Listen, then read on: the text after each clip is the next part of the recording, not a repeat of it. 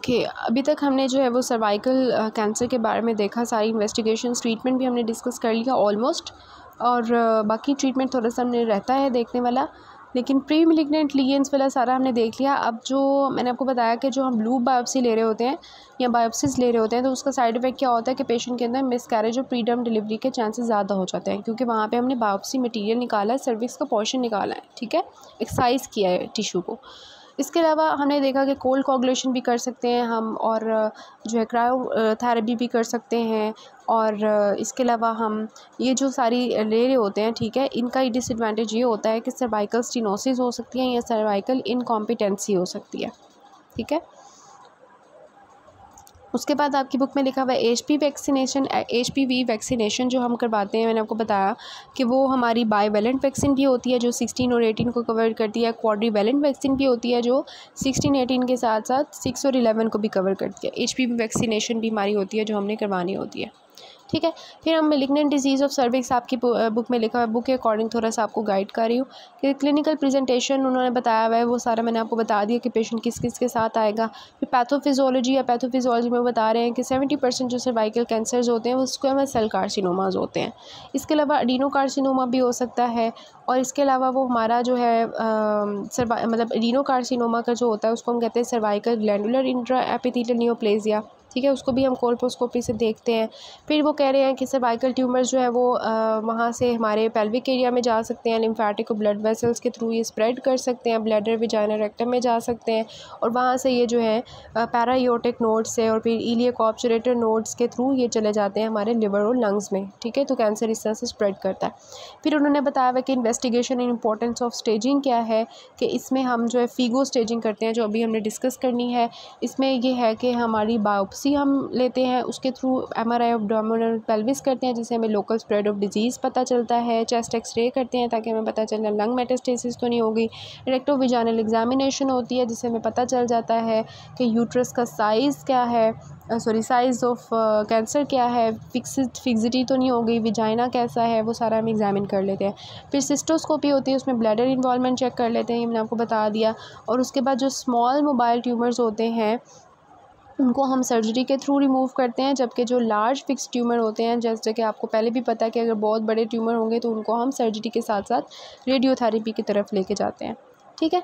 तो अब हमने इसकी फिगो स्टेजिंग करनी है, उसका आपके पास टेबल भी है, उसके थ्रू हम देखेंगे। ट्रीटमेंट इन्होंने लिखा हुआ है कि अगर तो हमारी इसमें ट्रीटमेंट में आपको मल्टी डिसिप्लिनरी टीम की ज़रूरत पड़ती है, इसमें आपको सर्जन्स की, रेडियोथेरेपिस्ट की, रेडियोलॉजिस्ट की, पैथोलॉजिस्ट और नर्सिस की ज़रूरत पड़ती है। जो प्री क्लिनिकल स्टेज 1 की डिजीज़ होती हैं उनको हम बारी बारी जो है वो इसका ट्रीटमेंट डिस्कस करेंगे after discussing about the stages, ठीक है। तो स्टेजेस में देखें, सबसे पहले हमारा अगर हम बात करें इसकी स्टेजेस होती हैं 4, ठीक है। सबसे पहले जो हमारा 1 वाला होगा, ठीक है, 1 वाली स्टेज होगी, वहाँ पर वो कहाँ होगा ट्यूमर, सर्विक्स के अंदर होगा, ठीक है। जो स्टेज 2 होगी वहाँ पे ट्यूमर कहाँ चला जाएगा, सर्विक्स के नीचे क्या है, विजाइना, तो ये विजाइना में चला जाएगा, ठीक है।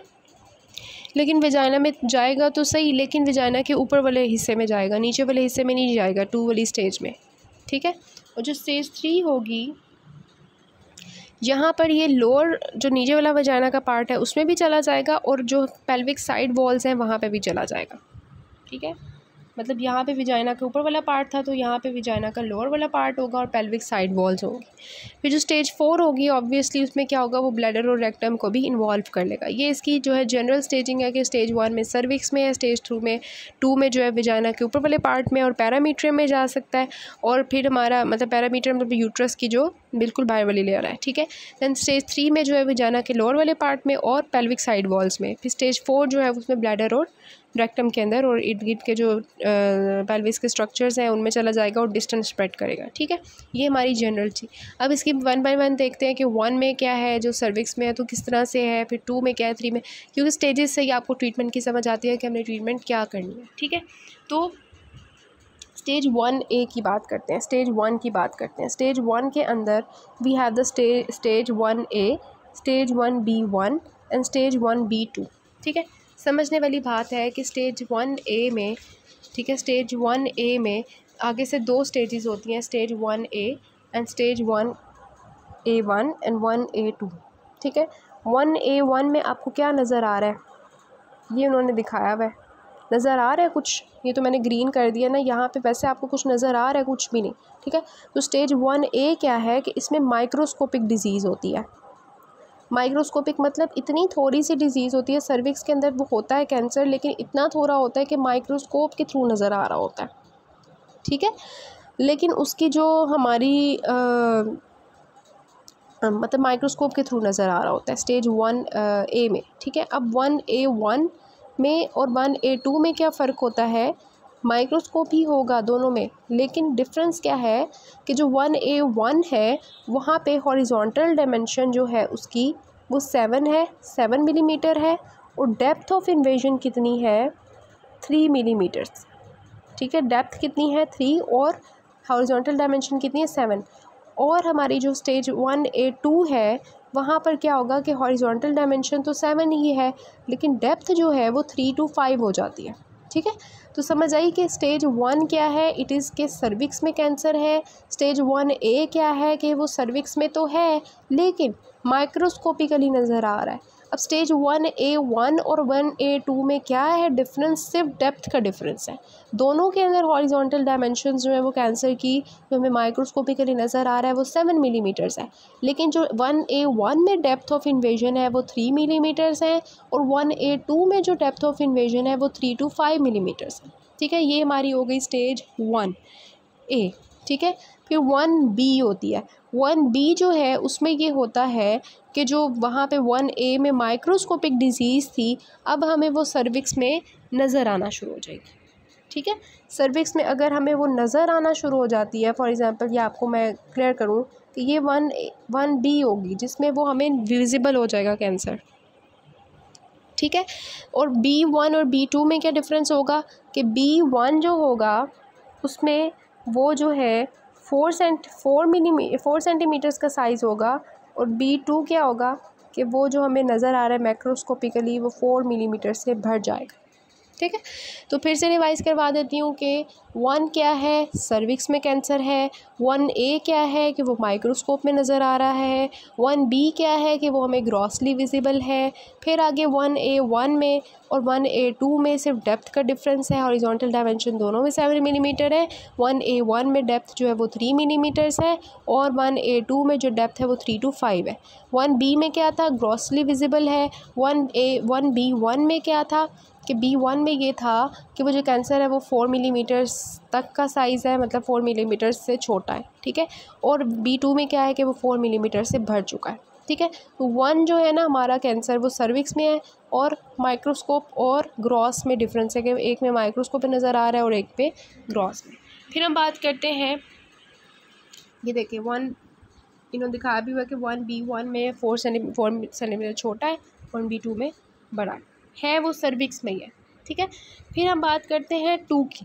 2 में मैंने आपको क्या बताया था, 2 में क्या बताया था कि वो अब कैंसर जो है वो विजाइना में चला गया, लेकिन विजाइना के अपर पार्ट में गया हुआ है, ठीक है, लोअर थर्ड में नहीं गया हुआ, लोअर वाले पार्ट में नहीं गया हुआ। तो ये देखें सर्विक्स से विजाइना में जा रहा है, और विजाइना में भी कहाँ गया हुआ है, ऊपर वाले हिस्से में, ठीक है।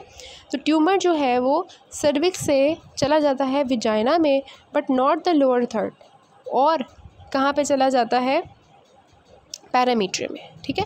तो 2A में क्या नज़र आ रहा है कि वो विजाइना में जा रहा है। 2B में क्या नज़र आ रहा है, वो यूट्रस की पैरामीट्रियम में चला गया, ठीक है। 2A में क्या है, विजाइना में जा रहा है। 2B में क्या है, पैरामीट्रियम में चला गया। फिर हम बात करते हैं 3A की। 3 की में क्या था कि वो विजाइना के लोअर थर्ड में चला जाएगा और पेल्विक साइड वॉल में चला जाएगा। तो यहाँ पे भी यही होगा। 3A में क्या है कि वो विजाइना के लोअर पार्ट में भी चला गया, लोअर थर्ड में भी चला गया। और 3B में क्या है कि ये देखिए पेल्विक साइड वॉल में चला गया, ठीक है। पेल्विक साइड वॉल में जाएगा तो वहाँ पर यूरेटर्स पड़े हुए हैं, वहाँ पे किडनी जो है वो उसका लिंक है यूरेटर्स के साथ। तो जब ये ट्यूमर पेल्विक साइड वॉल में जाएगा तो वहाँ पे यूरेटर्स की करेगा ऑब्स्ट्रक्शन। जब यूरेटर्स की करेगा ऑब्स्ट्रक्शन तो किडनी के अंदर जो है वो सारा वो जमा होना शुरू हो जाएगा, पानी शानी सारा यूरिन। तो किडनी का हाइड्रोनेफ्रोसिस हो सकती है पेशेंट के साथ, ठीक है। फिर 4A है, 4B है। 4A क्या है कि वो जो ट्यूमर है वो हमारा ब्लैडर और रेक्टम में चला गया, नज़र आ रहा है, ब्लैडर और रेक्टम में चला गया। और 4B में क्या है कि वो हमारा कहाँ चला गया, ये कहाँ पे नज़र आ रहा है, ऊपर डिस्टेंट ऑर्गन्स में स्प्रेड कर रहा है। ठीक है, तो इजी से है, स्टेजेस एक दो दफ़ा पढ़ेंगे तो याद हो जाएगा। मैं एक दफ़ा दोबारा रिवाइज़ करवा देती हूँ। 1 को तो मैंने बहुत दफ़ा कर लिया। 1 में जस्ट ये याद रखना है कि माइक्रोस्कोपिकली, मैक्रोस्कोपिकली। 1A में माइक्रोस्कोप में है, 1B में मैक्रोस्कोप में है। डिफरेंस क्या है A1 और A2 में? डेप्थ का। और B1 और B2 में क्या डिफरेंस है? साइज़ का। 4 मिलीमीटर से कम B1, 4 मिलीमीटर से ज़्यादा तो सॉरी सेंटीमीटर्स क्योंकि ज़्यादा नज़र आ रहा है हमें। ठीक है, ग्रॉसली विजिबल है। 4 सेंटीमीटर ज़्यादा तो B2। देन 2 वाला, 2 में कहाँ पे? विजाइना के ऊपर वाले हिस्से में चला गया है तो 2A है, और पैरामीट्रियम में चला गया तो 2B है।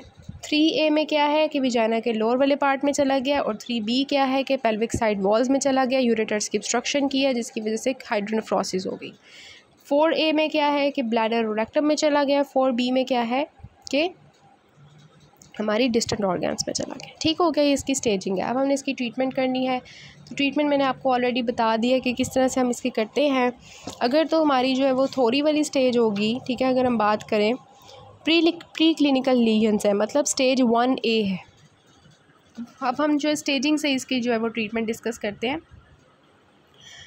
तो देखिए, स्टेजिंग से बहुत आसान हो जाता है, आपकी खुद अपने कंसेप्ट की बात होती है। अब फॉर एग्ज़ाम्पल मैं आपसे पूछूं कि किसी को कैंसर है और वो स्टेज है 1A, ठीक है, मतलब ये वाला हमारी है। 1A में क्या था, वो माइक्रोस्कोप में नज़र आ रहा था, बहुत छोटा सा। तो इस केस में हमें क्या करना चाहिए?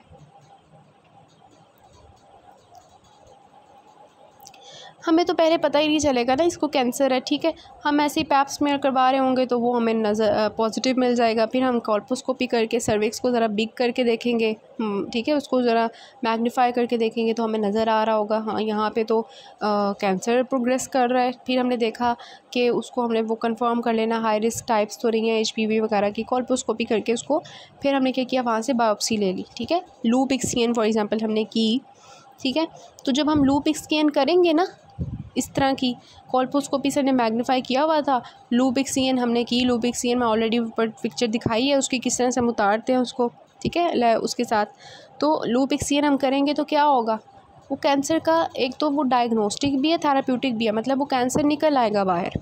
तो जो हमारी 1A है उसमें लूप एक्सचेंज हम करते हैं तो वो सारा जो है वो एक्साइज हो जाता है कैंसर। ठीक है, तो कैंसर का ट्रीटमेंट हो गया स्टेज 1A का। तो अगर हमारी जो है वो नहीं हुई, मतलब कि लूप एक्सचेंज से नहीं हुई, तो फिर हम क्या कर सकते हैं, हम कोन बायोप्सी कर सकते हैं। कोन से फिर वो ज़्यादा सा एरिया निकल जाएगा। ठीक है, लेकिन इसका जो है वो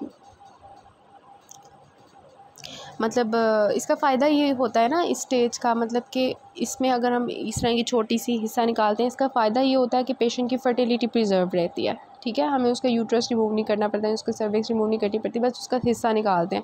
लेकिन नुकसान क्या होता है, मैंने आपको बताया था कि प्री टर्म डिलीवरी, मिसकैरेज।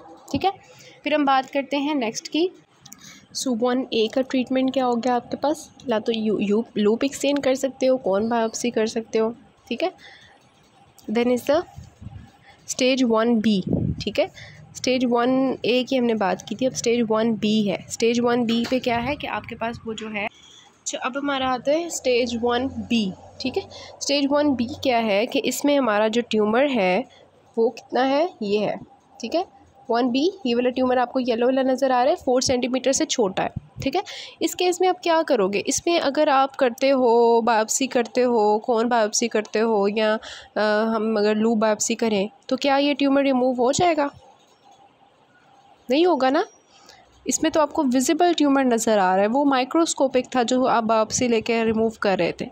यहाँ पे आपको ये ट्यूमर रिमूव करना पड़ेगा, लेकिन मसला क्या है कि आपको ट्यूमर के साथ साथ जो सर्विक्स है उसको भी निकालना पड़ेगा, लेकिन पेशेंट जो है अगर आती है कि उसकी फ़ैमिली जो है वो कंप्लीट हो गई है, ठीक है, और वो कहती है कि अब मेरा कैंसर जो है वो ट्रीट हो जाए और मुझे मज़ीद जो है वो बच्चे पैदा नहीं करने, ठीक है, और मेरी फैमिली कंप्लीट है, तो उस केस में आप क्या करोगे, आप उसमें रेडिकल हिस्टेरेक्टमी करोगे।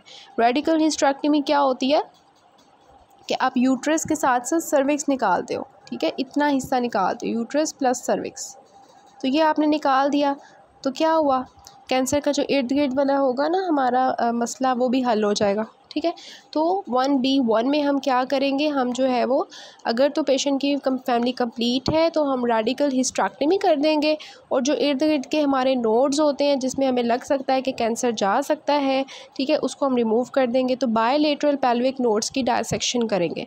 ये जो हमारा होता है ना procedure, radical hysterectomy and bilateral pelvic node dissection, इसको हम कहते हैं वर्दीन्स हिस्टेरेक्टमी, ठीक है। वर्दीन्स हिस्टेरेक्टमी आपकी बुक में लिखा हुआ है, ये वो है, ठीक है।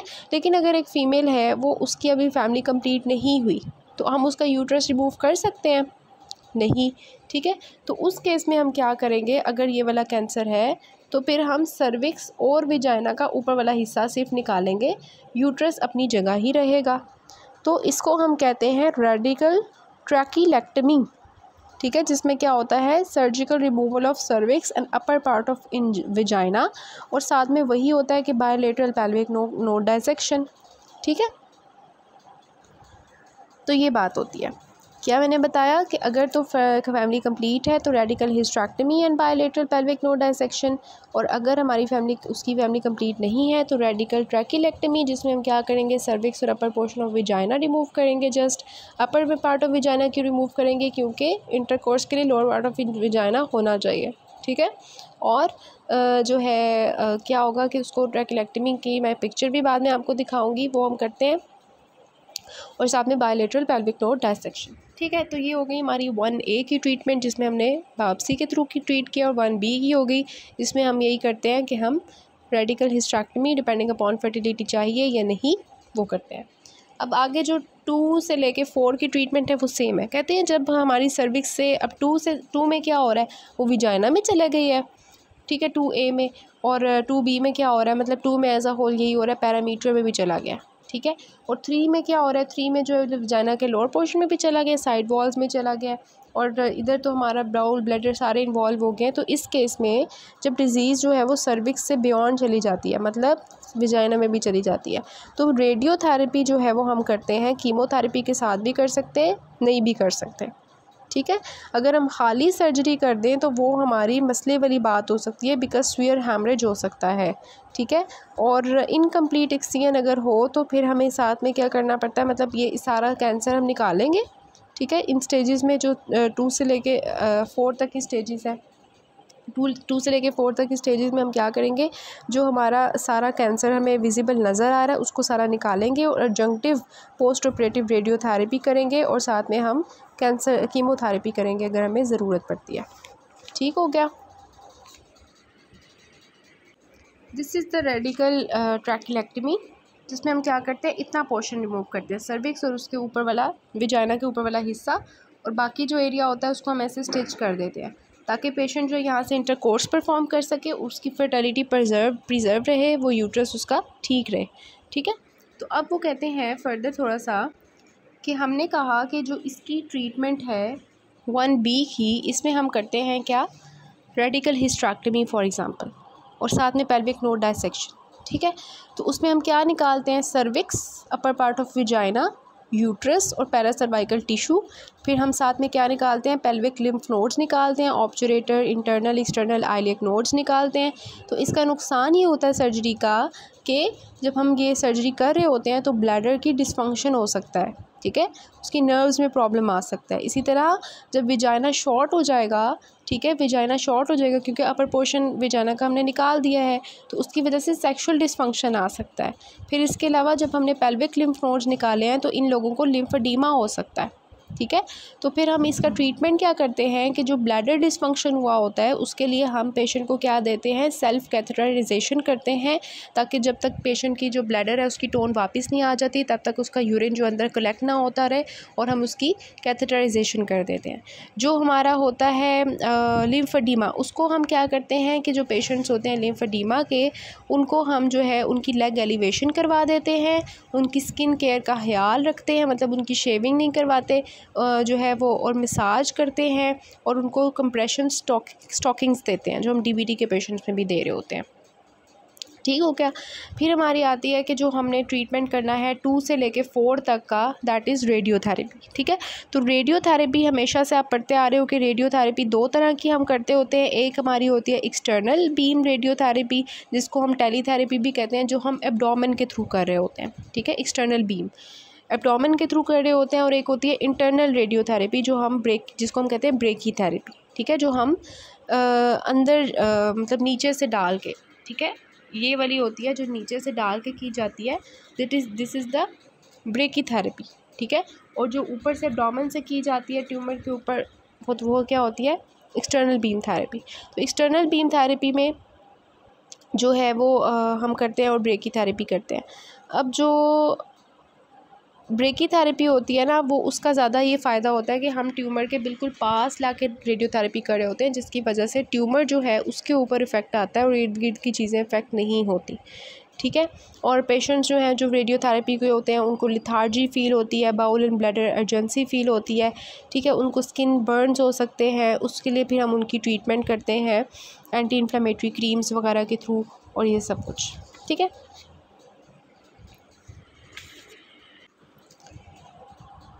दैन हम इसके पास पेपर्स जो हैं वो नेक्स्ट के साथ कर लेते हैं, और बाकी जो 1-2 चीज़ें रह गई हैं वो नेक्स्ट पार्ट से बताती हूँ।